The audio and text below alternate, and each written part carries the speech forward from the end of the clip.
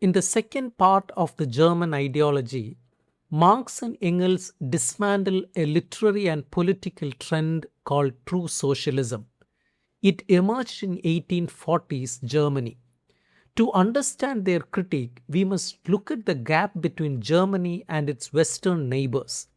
In France and England, socialism and communism were born from the real physical struggle of workers fighting against factory owners. These movements came from actual factories and workshops, not from universities. But Germany was economically backward and lacked a massive politically active working class. Instead, Germany had too many abstract philosophers. When French and English communist writings crossed the border, German intellectuals read them but completely stripped away their economic and historical context. They treated these real world records of class struggle as mere theoretical writings and translated them into the language of German metaphysics and Feuerbach's philosophy. Marx and Engels describe this group as a hybrid sect that abandoned real history for pure fantasy. Marx and Engels begin by analyzing essays published in a journal called the Rhenish Annals. The true socialists proudly believed that German science was superior to anything foreign because it could design the most reasonable social order from pure logic. Communism was merely a crude French political instinct, while socialism was a deep German metaphysical theory. They tried to merge these into higher synthesis they call humanism. By switching to the term humanism, they completely stopped talking about real, historically oppressed workers. Instead, they spoke about mankind and the essence of man. Marx mocks this intellectual trick. Instead of looking at the hostile, concrete relations between specific individuals, like a landlord and a tenant, they transformed them into abstract human relations and preached a comfortable doctrine of universal love. They targeted their propaganda not at the angry working class, but at the German middle class who loved sentimental moralizing phrases. In analyzing their core theories, Marx targets their definition of free activity.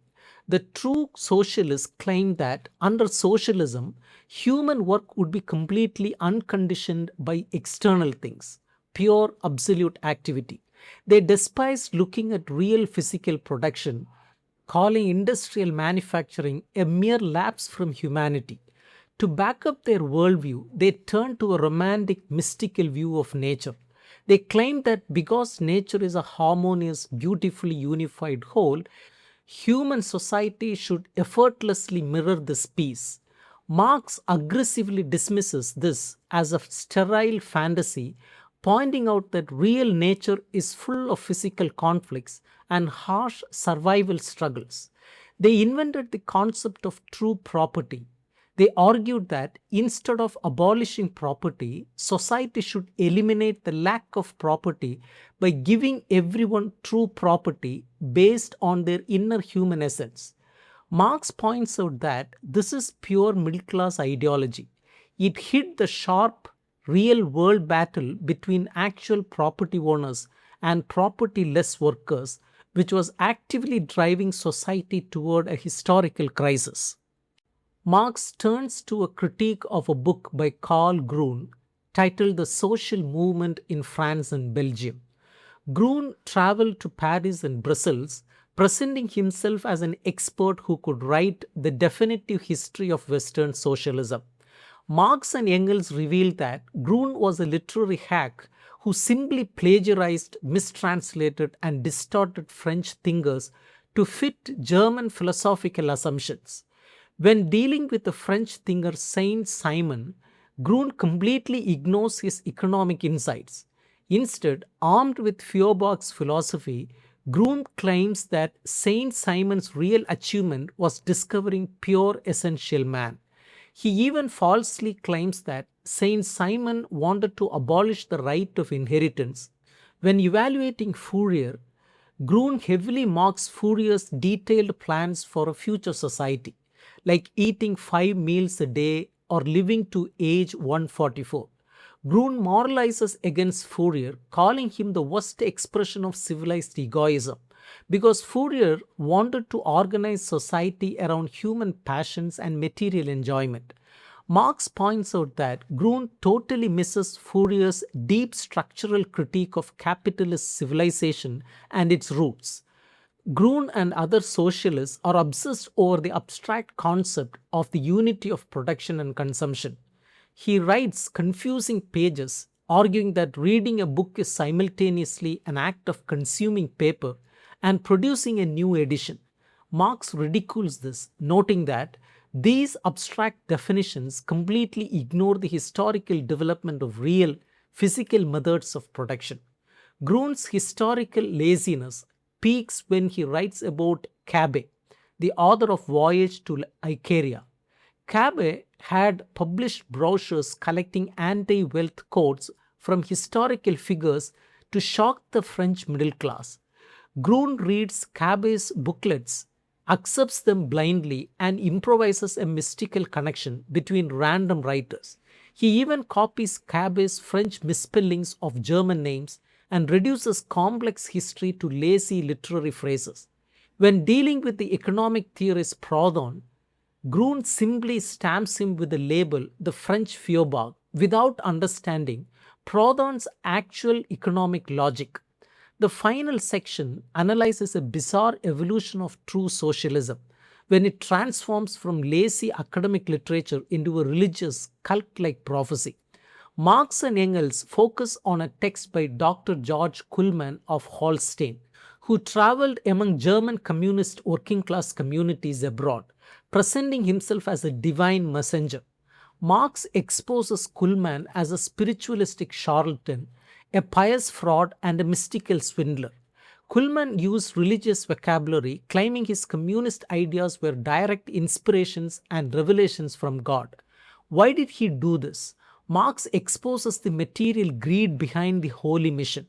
Kuhlmann preached that because different human minds have different capacities for spiritual labor, the prophet naturally has a right to a higher degree of value, enjoyment, and pleasure than a common worker.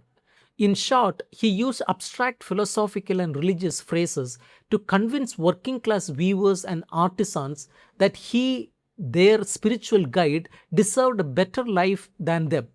Politically, Kuhlmann's prophecy was intensely passive. He told the workers not to use force or launch revolutions against the old world order. His advice was to first build a new house and then enter it, abandoning the old to its fate.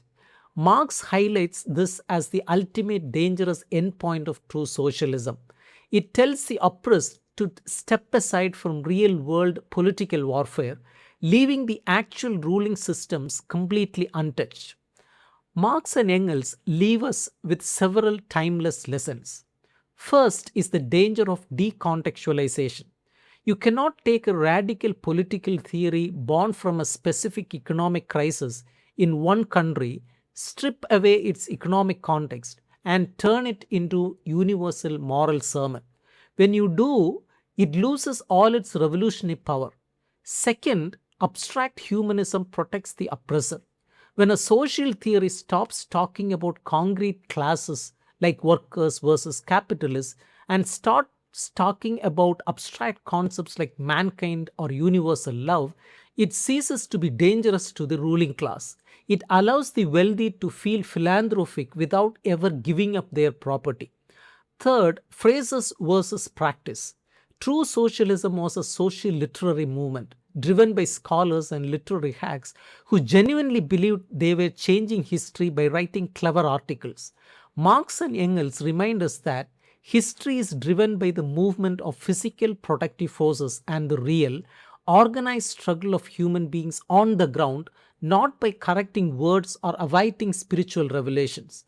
True socialism was dangerous because it distracted people from real revolutionary action with empty philosophical phrases and religious fantasies.